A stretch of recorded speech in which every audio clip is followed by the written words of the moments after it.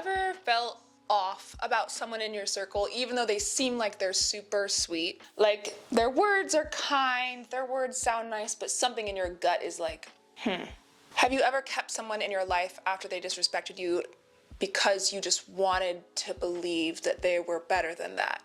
Me too. And if you're here, maybe you're starting to realize something important, that you don't want to abandon yourself just to keep the peace anymore. Letting go of people who drain or disrespect you is not petty, it's not mean, it is an act of reverence to yourself and trust in yourself.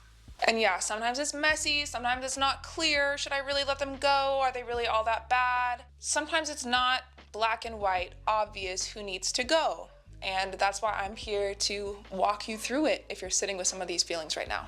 Much of the time, the people who need to go are not obvious villains. They're not necessarily screaming at you or being obviously abusive to you or backstabbing you. They're being nice on the surface. And I will be the first person to see the good in people. Everyone has some good in them that is genuine. But with these people, something about the vibe is off. And after interactions with them, you feel drained. And something about how you speak with them feels a bit performative. When someone's presence makes you feel smaller, quieter, like you're shrinking a little bit, that is important information, even if you don't logically understand why. This isn't about judgment. This is about care for you. I like thinking about it like you are the temple and your life is the altar. Everything that you keep on that altar is an offering, a sacred offering to the beautiful story that is your life. When someone comes into your temple and they leave behind dust, they don't take their shoes off, they mess up the energy, even if they don't intend to, even if they're not being malicious, that is important information for you. It is not cruel to sweep that kind of person out of your temple. It is an act of devotion.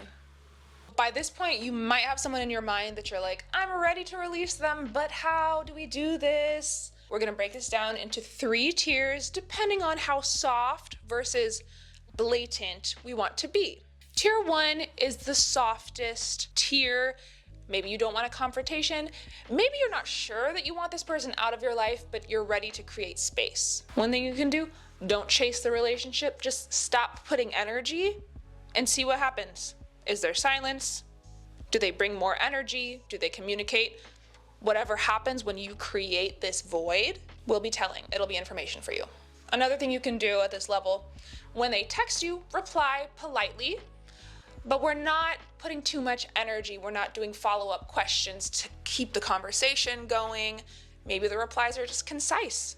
Maybe they're just a couple words. You can mute their socials. Protect your field. We don't need to be blocking anybody. We don't need to be unfollowing unless you want to. You can just mute and not have to see any of that nonsense anymore. And then see how it feels. Do you miss seeing them in your feed? You can also keep a note of yellow flags, red flags that you see, just interactions that make you feel off, make you feel weird. You could even put screenshots in here if you want. Just keep some receipts for yourself so you can be aware of any patterns that are not serving you, and then you get to decide what you do or do not do with that information. If you don't want confrontation, but you are pretty sure that you're ready to release this person from your life, you can also do a mini ritual. Write their name on a piece of paper or a leaf. Take a moment to thank them for whatever they brought into your life, and you can bury it or burn it with the intention to release them. Tier 2, we're leaning into some truth telling. We're leaning into the potential to maybe ruffle a feather or two here. The next time that it feels natural, feels like the right timing, you can gently name something that you've noticed. Maybe it's the disrespect, maybe it's something that drains you. You don't have to get into an argument about it. You can just name it. See what happens, see how they respond. You can set a soft boundary. Maybe one of your friends always wants to gossip. You're down to talk to them about other things, but you can say something like, I don't want to gossip about this person anymore, let's talk about something else. At this level, you might be ready to tell someone either to their face or, look, nothing wrong with a clear, concise text message. Hey, I need to pause on this relationship right now. I need a little space to protect my energy. So this level is for people that you're still open to having a connection with, and their response to you setting some sort of soft boundary will be more information on how you want to proceed. Maybe they'll take accountability and they'll be like, hey, like, please tell me more about where you're at. Let's work on it. Great. People don't have to be perfect. But if they blow up, if they shut down, telling. Tier 3, full scissor mode. This is when you know you don't need this person in your life anymore. You can do what I did. You can call them right now, no time like the present, and say whatever is on your chest. Let it breathe. You will be asking for some smoke, so be prepared for it. Oh, but there is something so powerful about speaking your truth and saying it with your chest. Kind of the opposite end of the spectrum is ghosting. Usually I think it's best to communicate, but sometimes ghosting is the safest path. Sometimes it kind of happens naturally anyways, and if you already know you don't want a relationship with this person, I think ghosting can be fine. Ghosting is an entree served best with a side of blocking on all platforms, the messages, the social media. When in doubt, more blocking the better at this stage. Another power move here is cord cutting. You can work with an energy worker who specializes in cord cutting, and they can guide you through it. There's also a lot of guided meditations out there on YouTube, on Spotify, probably elsewhere, that will guide you through how to do your own cord cutting. So pick your tier. I would love to know in the comments below what tier is speaking to you most. Let me know if you try anything. Let me know their response. I'm so curious. And whatever tier you're at, I just want to let you know that you don't need them to understand. You don't need to explain yourself. You don't need to justify what you're doing, okay? You can give them an explanation if you want to, but you do not owe anyone an explanation for setting boundaries. You only need to honor what you already know. If someone has been on your mind throughout this video, trust it. Trust yourself. And you don't even need to understand it logically. Maybe you have a logical explanation. Maybe you have a watertight, data-backed argument for this. Maybe you don't.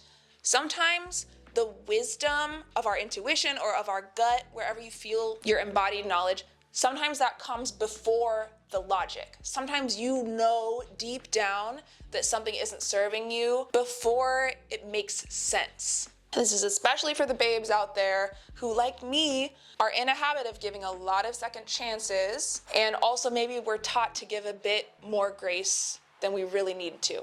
People deserve grace to an extent that it's still respecting our own boundaries. If you wait for the perfect rational argument to stop feeding a relationship that is no longer serving you, you could spend months or years spiraling in this dynamic, continuing to dump your energy in, when you could be taking that energy back and pouring it into yourself and pouring it into those relationships in your life that do give you energy.